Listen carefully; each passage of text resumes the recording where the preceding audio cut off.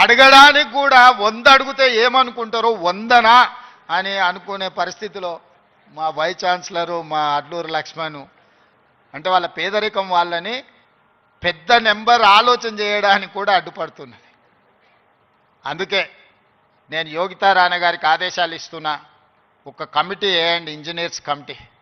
టోటల్గా ఎడ్యుకేషన్ నుంచి, యూనివర్సిటీ నుంచి ఒక టీంని, రాష్ట్ర ప్రభుత్వం నుంచి, విద్యాశాఖ నుంచి, సాంకేతిక పరమైన ఇంజనీర్లతో పాటు ఎడ్యుకేషన్ సైడ్ నుంచి ఉండే వాళ్ళందరినీ ఒక కమిటీ, చిన్న కమిటీని కూర్చి ఉస్మానియా యూనివర్సిటీ 100% ప్రపంచంతో పోటీ పడగలిగే ఒక స్టాన్ఫర్డ్, ఒక ఆక్స్ఫర్డ్ యూనివర్సిటీ స్థాయిలో మనకేం తక్కువ 3 లక్షల కోట్ల రూపాయల బడ్జెట్ ఉంది. ఎవడో 1,00,000 కోట్లు కట్టింది, కూలింది, పోయింది, 1,00,000 కోట్లు గంగలో పోయింది, గోదావరిలో పోయింది.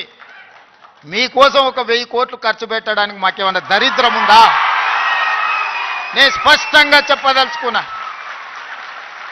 ఈ సంవత్సరం విద్యాశాఖ కోసము 40,000 కోట్లు ఖర్చు పెట్టిన 40,000 కోట్లు ఈ సంవత్సరం young India integrated residential schools 100 నియోజకవర్గాలలో 100 young India integrated residential schools, ఒక్కొక్క స్కూల్కి 25 ఎకరాల స్థలం, 200 కోట్లు, 20,000 కోట్ల రూపాయలు ఈరోజు యంగ్ ఇండియా ఇంటిగ్రేటెడ్ స్కూల్స్కి నేను సంతకం పెట్టి ఇచ్చిన.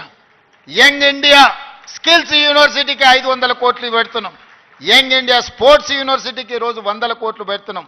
యంగ్ ఇండియా పులీస్ స్కూల్స్కి ఈరోజు మనం 100-200 కోట్లు ఖర్చు పెడుతున్నాం. నేను అడుగుతున్న మిత్రులారా, ఈ ఉస్మానియా యూనివర్సిటీకి ఏమి ఇచ్చినా తక్కువే, ఎంత ఇచ్చినా తక్కువే. ఇది చరిత్ర కాలగర్భంలో కలవద్దు. ఇది చరిత్రకు ఎప్పుడు నిటారుగా నిలబడ్డ సజీవ సాక్షిగా ఉండాలి ఉస్మానియా యూనివర్సిటీ. ఏం కావాలనో అడగండి, అడగకపోతే